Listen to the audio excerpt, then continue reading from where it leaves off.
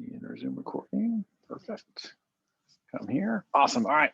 So welcome everybody. So tonight's conversation is entitled What's Killing Us? Pain Management. I'm just getting all my technology up and running and making sure we're good. So the idea is we all have things in life that we do, and sometimes we think they're good for us, and sometimes we maybe think they're the only option that we have. And a very common conversation that we have in our country, in our culture, is that we should be managing the pain that we have. So my ask of you is where we start every single week. So for some of you, this is your very first workshop. Some of you have been here for a few of them before. Tori's been to many. She's been here almost 6 years now, right? Coming up. And the idea is when we show up in a situation, we have an opportunity to either gain something from it or leave less because of it. And the way that I prepare, and I promise to put my time, energy, and effort into getting ready for these workshops for you, is the only way someone leaves here without a greater understanding about how to make better healthcare choices is if they put their fingers in the ears and they do this and look at me. So my ask is always to be open, because some of the topics we talk about, they could really challenge our personal belief systems. And it's not that there's anything wrong with where you are right now. And we will only ever speak truth in this office. We will only ever talk about things that I am very knowledgeable in. And if I'm not, and you ask me a question about it, I'll tell you that. I only want to be the authority in things that I believe that I'm the authority in. So tonight, our conversation is pain management. And the truth is we start the title with what's killing us because, I mean, the name is really aptly named, right? So it's the management of pain. But how many times do we go to something like pain management and we expect it to be the solution for our problem? Has anyone ever experienced that related to pain management? Right. So share with me, let's be interactive. You know, if you're at home, you can unmute yourself. I might only be able to hear you here, but I'll say it aloud. But anyone who's been to pain management, what are some of the reasons that you would go, or if you've never been, why you think you might go to pain management? Well, Dr. Steve, this is Catherine. Hi, Catherine. I had pain in my neck and shoulders, and the only solution they gave me after physical therapy was taking drugs that did not allow me to work my job and do my daily routines. Oh, goodness. So she shared that she had pain in her neck and shoulders, and after physical therapy, the solution was drugs, and then she couldn't do her daily routines. So the fact is pain management is there for a reason, and that sometimes it's there for a really good reason. But one of the questions that we should learn to ask ourselves is this really the right route? Or have I ended up in this situation because I did something maybe not the most intelligent, because maybe I didn't actually know better? And instead of just simply going for the medication to try to help us feel better, that we should seek to understand why it's happening. And this is how we will always talk about pain in this office, because our belief system, our worldview is based on the fact that we're all created by our creator, and that things in the body happen for a reason. Whether it's you have pain because you hurt yourself, or maybe you sleep wrong one day, or the organs in the body that they used to call vestigial organs, because we didn't have the knowledge in humanity to understand why tonsils or an appendix existed. So we did silly things like remove them from the body because we didn't understand that the tonsils, for example, are a huge part of your immune system, and that when people have their tonsils removed, their immune system is now at a disadvantage for the rest of their life. But for years, we didn't think that. We believed that we knew better than the creator of our bodies, and that we don't understand what this organ does, so we remove it. And sometimes that's how pain management is also approached. We have a problem, so we're going to go to the solution of managing the pain, but the secondary part of that conversation never actually happens of how the heck did we get in this situation in the first place? What actions can we take besides taking the pill or the potion or the shot or the whatever thing it is to drug our body into feeling okay, so that we can ultimately learn from the situation and be better and healthier for it. And really, it comes down to something that, we all get set up in life not really well for this conversation to start, because we all have something in our houses. They generally live in the same room, and it's this cabinet that closes and sometimes has a mirror in the front of it. And you open it. Does anybody know what kind of cabinet I'm talking about? The medicine cabinet. Think about how insane that is. We build houses with a cabinet for medicine. And medicine I would say it's too nice. They're for drugs. Every medicine is a drug. Some of them we may need at times in life, but it's a cabinet for drugs. And then think about the patterning that we've designed for our country and for our kids, that every time mommy or daddy has a problem, we reach for I'll be better if it worked. The medicine cabinet, right? So I have a headache, and what do? I reach for medicine. My back hurts, I reach for medicine. My digestive tract might not be working right, I reach for medicine. My whatever it is. So our kids watch us every time something doesn't feel right in our bodies or is outside of what would be our comfort zone. We're reaching for these things out of this magical cabinet that have all the solutions, that maybe some of them are expired, maybe some of them aren't, that have all these solutions to our problems. And then we wonder why some of our kids grow up to be drug addicts. We really shouldn't wonder. The fact is people who have, and I don't mean to come across as being insulting, but the truth is if we have a cabinet full of this stuff and we go to it all the time, we're drug addicts. They might be legal drugs, but we're addicted to a short-term solution for what could potentially be a serious long-term problem. So we reach for something in the cabinet and our kids watch us do that. And then they wonder, or we wonder why, as some of them get older, they reach for the same things, maybe not the most legal versions of them, because they've been patterned into thinking it. The statistic is something like 81%. I have it written down so I don't forget. I think it's 81%. 81% of parents give their kids over-the-counter medication on a regular basis. That's crazy. Most of those over-the-counter medications have never been studied in kids. Even children's Tylenol that used to be a thing, you'll notice you can't really find that anymore. They've pulled it. And in some cases, they've reformulated it in some areas because the things that it does to the developing body is so much worse than it does to an adult. But 81% of the parents in America give their kids medication or drugs out of that cabinet on a regular basis. So we have a big problem. Our culture has designed us to be reliant on short-term solutions instead of being, and I'll say this almost in every workshop, instead of being proactive for our health, we tend to be reactive. Imagine for a moment that you have a headache. Anybody ever had one of those besides me? I used to have migraines every day. One of the reasons I'm a chiropractor is that's why I don't have migraines every day anymore. And then we go and we reach for the Advil, we reach for the Tylenol, we do something like that. And then, the headache keeps coming back, and then we go to our doctor. And we go to the doctor, and the doctor gives us a diagnosis. So has anyone ever been diagnosed or gotten the name of a diagnosis from the doctor when you had a headache? So you go to the doctor, and the doctor tells you have cephalgia. Doesn't that sound like really official and serious? Do you know what cephalgia is? It's a headache. So you went to the doctor, you told the doctor you had a headache, they diagnosed you with the medical terminology for a headache. And so many people go, oh my goodness, doctor, you're the most amazing person on the planet. You understand what's happening. No, they just repackaged the word into what's in the medical dictionary for the same problem, and then maybe gave you a solution that you couldn't find in your cabinet until they gave it to you. They did not, and I'm not all, and this is not, I got to back up. So sometimes it sounds like I'm beating up the medical profession. I am not.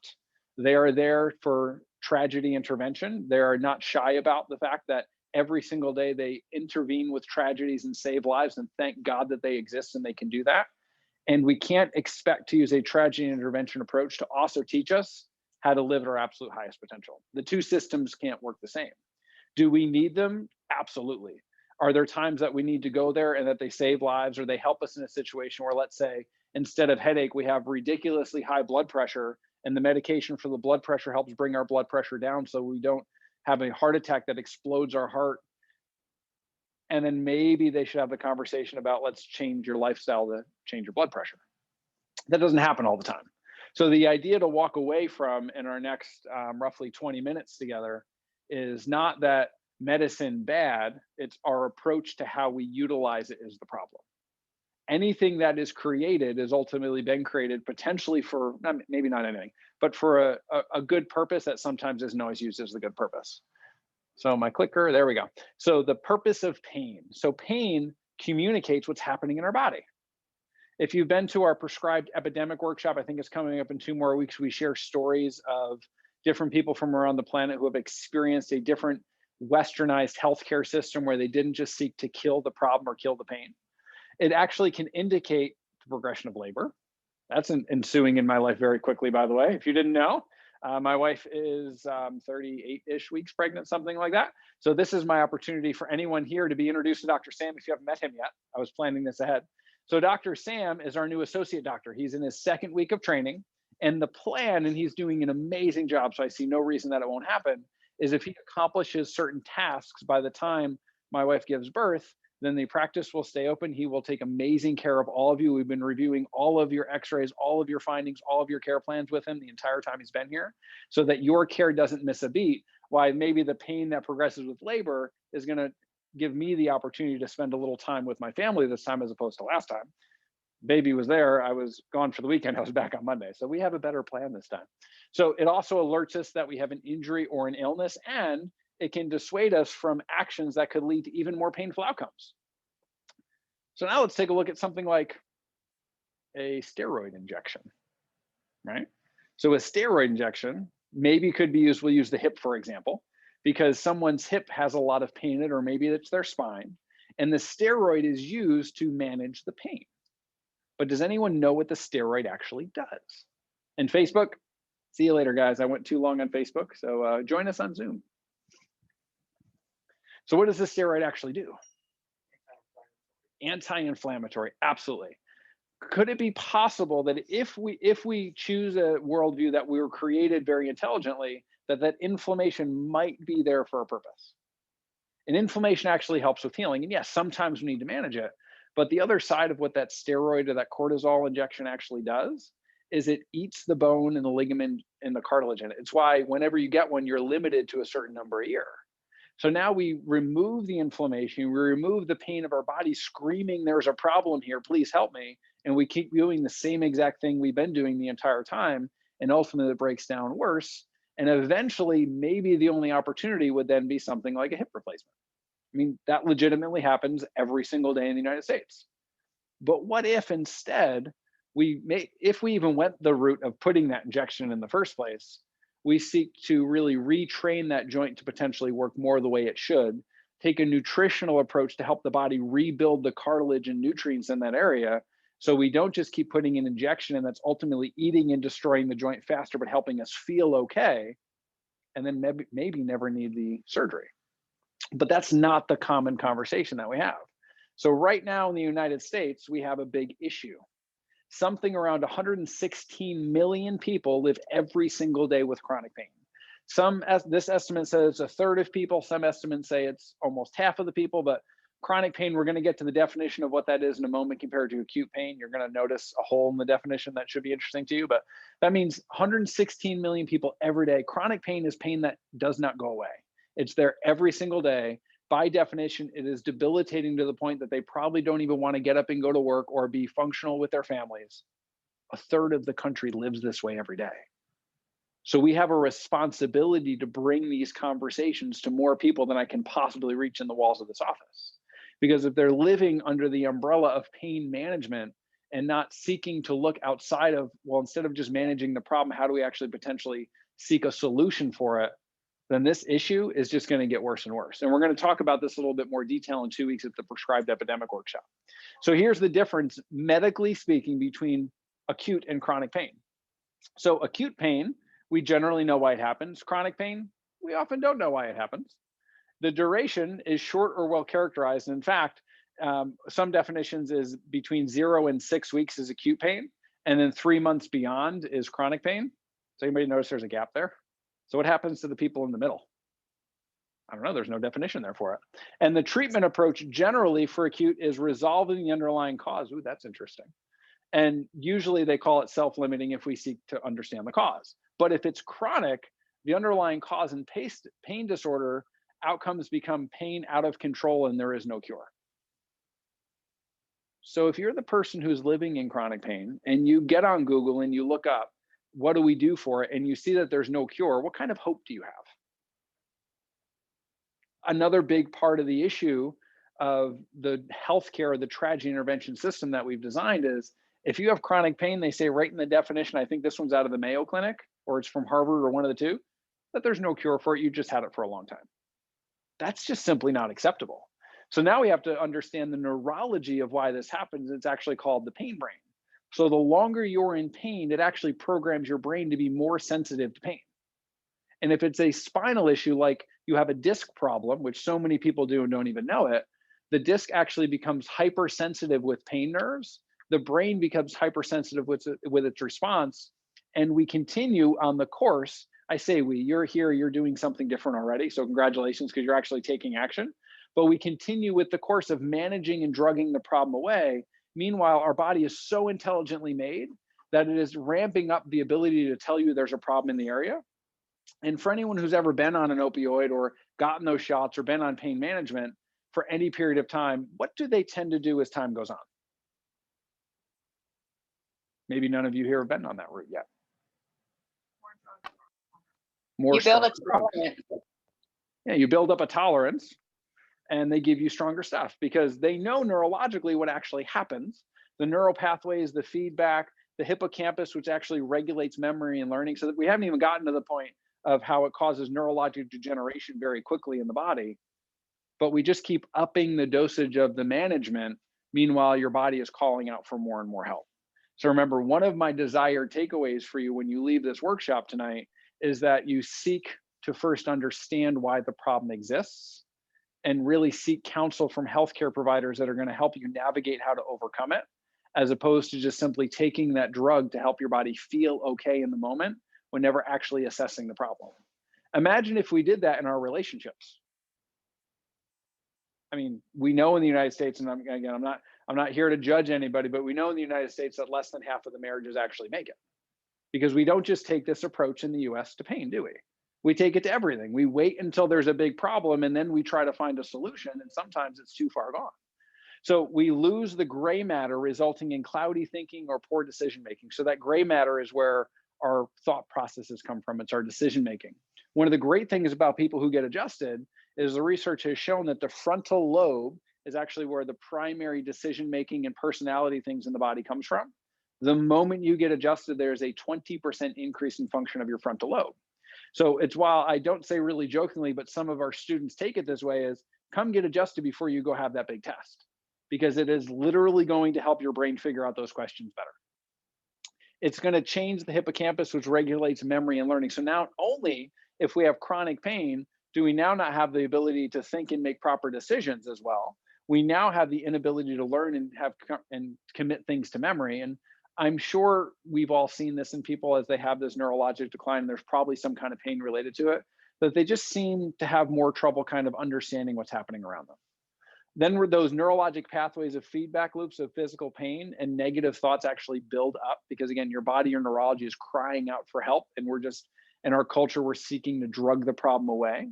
And our emotional components of pain become greater. So anyone ever been in pain, like ever? Right? I mean, you're here, most people show up in a chiropractic office because there was pain. Most people, we have not as a society had the realization yet of, like most professional athletes, that they show up to the chiropractor so they can live at their absolute highest potential. Most people show up to the doctor when there's a problem. Imagine if we lived in a world that we did that. People showed up before the issue was actually there to prevent it from ever happening. So when you're in pain, do you tend to be nicer or maybe a little less nice? Do you tend to have a lot more patience or maybe a little less patience? So this is a giant topic outside of just pain. And even if it's physical, emotional pain, imagine if as a society we learn to seek to understand the problem first, how much different we could potentially be as a society instead of being so darn reactive all the time. So when it comes to the gray matter, the white matter of the brain, normal whole brain gray matter atrophy is about 0.5% per year as we age. So again, I don't know if that's really normal, but it's what, this is that conversation of normal and common that we talk about sometimes. Just because something is common in our culture, it's become normal. I don't believe for a moment that if I'm going to say if again, I believe this to be true, that we're created to thrive throughout life, that it would be normal for us to neurologically decline as we have more experience and knowledge through life. That tells me we're doing something incorrectly along the way. And we haven't reached the intellectual wisdom to necessarily figure out what that is just yet. So, and as it can actually begin as early as age 20. Oh my goodness. I would actually say this is an old statistic. In our Alzheimer's workshop, we talk about how they're actually diagnosing Alzheimer's in teenagers. So this is not an issue of old age. Most of this comes back to the fact that our nutrition in America stinks, that our spinal hygiene is terrible, that we don't really get up and move very much. And we know that the nutrition, 90% of the nutrition to the brain comes from the motion of your spine. Yet, if we talk about like in Alzheimer's, which chronic pain or a dementia is going to get you there faster, we don't often have the conversation about, let's make sure the spine is actually moving the way it's designed to. So we know that that 90% of nutrition is getting there as good as it could. So people with chronic back pain actually exhibit a decrease of 5 to 11% every year.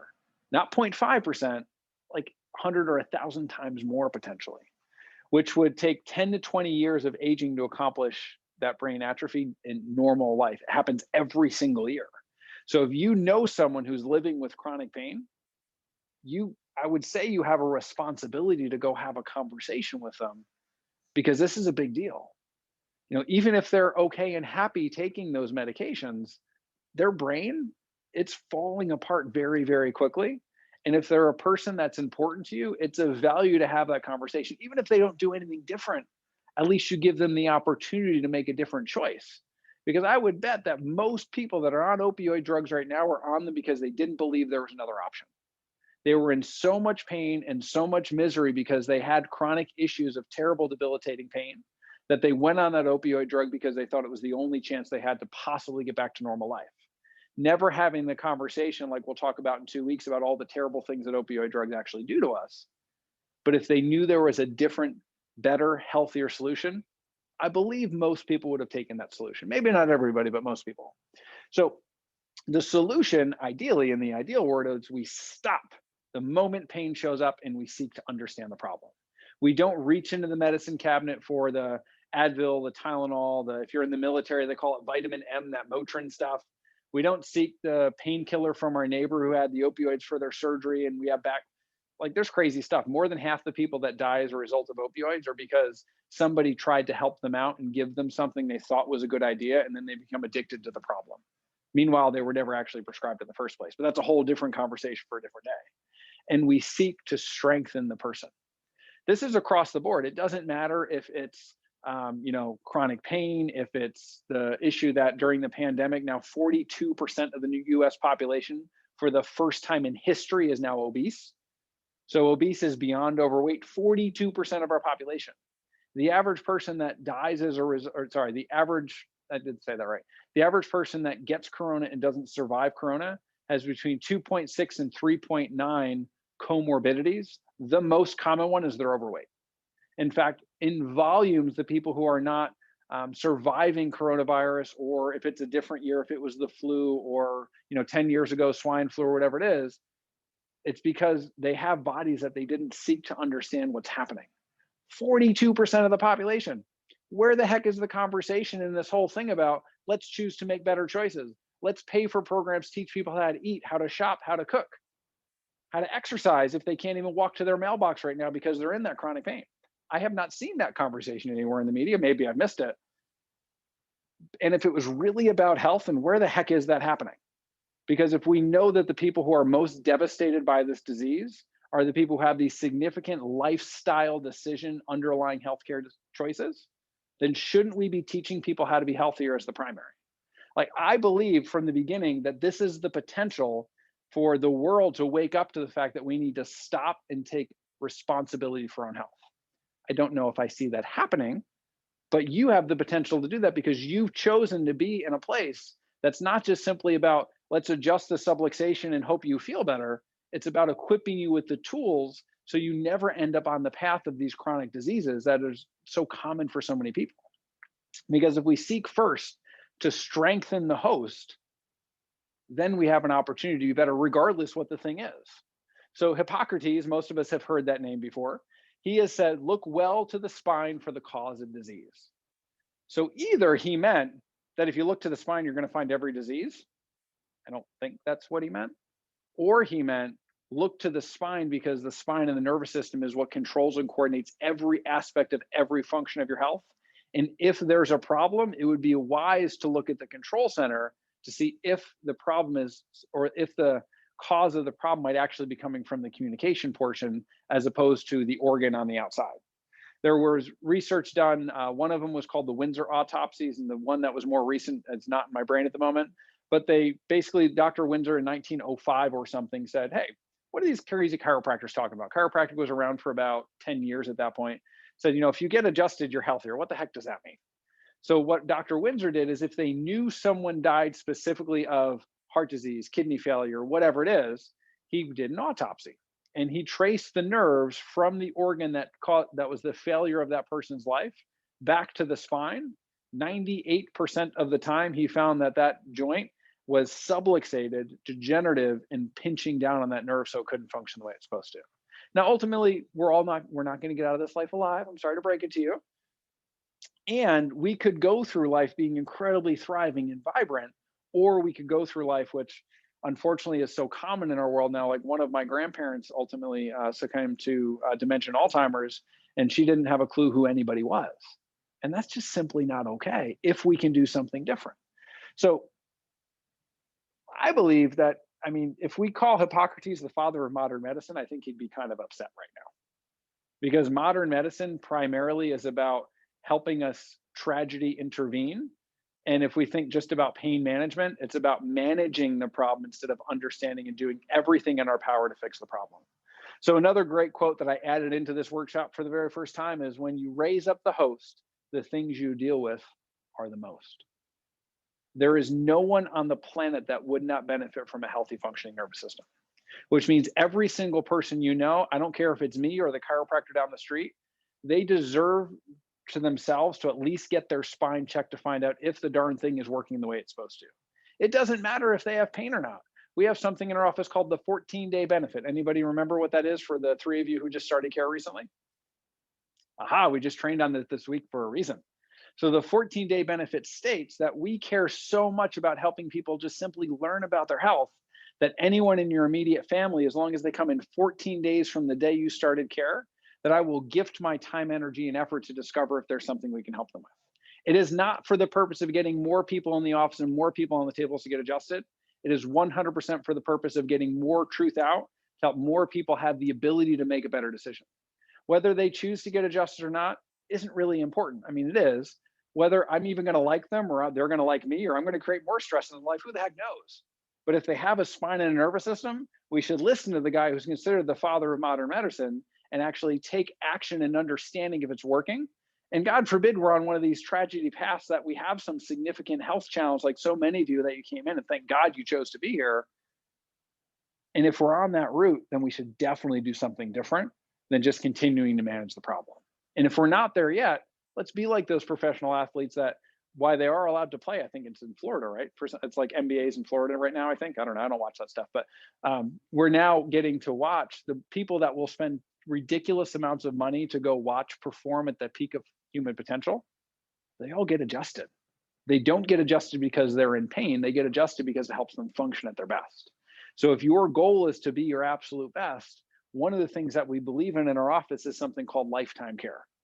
The fact is, you're going to care for your life the entire time you have it. The question is, what is the quality of the care you're going to choose to do? And my hope is that in these workshops that we inspire you not just to share with other people, but we inspire you to higher callings of choices, because something like 98% of cancer, as an example, is lifestyle choice related. But that's not the things that we hear about. So I could continue going on for a long time. I love talking about this stuff because my passion is really inspiring people to choosing higher ground for their health. But we are 2 minutes from time and I'm going to end early on purpose. So if you're at home, I'm going to post the survey up so you can watch it. If you're here and you know someone that needs to get checked, share it with Tori before you go. It doesn't matter if they ever show up, but just simply speaking the name of the person puts energy out of you would desire more for them. So if anybody comes to mind as I post that survey up, feel free to share it. And I'm going to start with Dr. Sam, but he didn't know this was coming. So Dr. Sam is a chiropractor. His whole family gets checked. And is there anyone that is not currently getting adjusted or getting checked on a regular basis that you're like, they got to be here? Honestly, I would definitely go with my dad. He gets adjusted occasionally, but he's not as much in with every week, every time. Okay. So he's more going for the drugless pain relief approach, which is certainly better than drug pain relief, but not a whole lot. How about for you?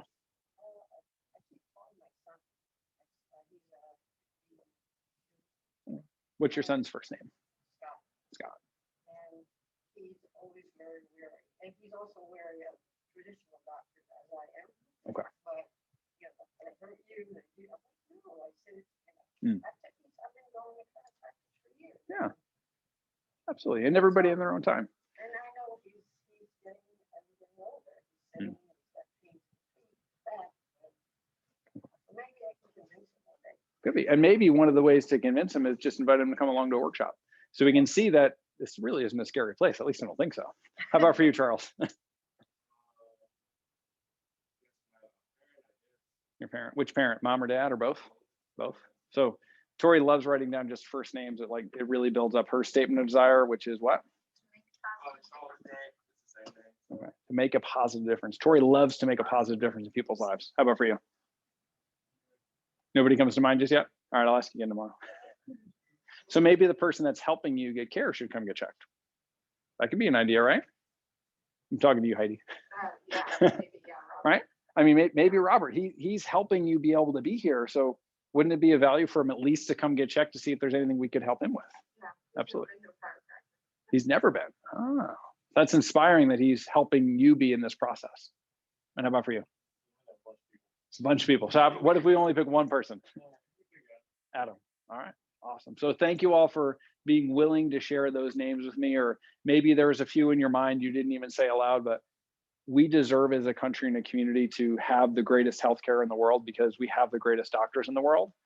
We're just not applying it the most right way all the time. And one of my hopes is you leave here greater and more of the light as opposed to so much of the darkness that's around us. So go have a great night. 2 weeks is prescribed epidemic. We'll dig into this conversation even deeper. All right.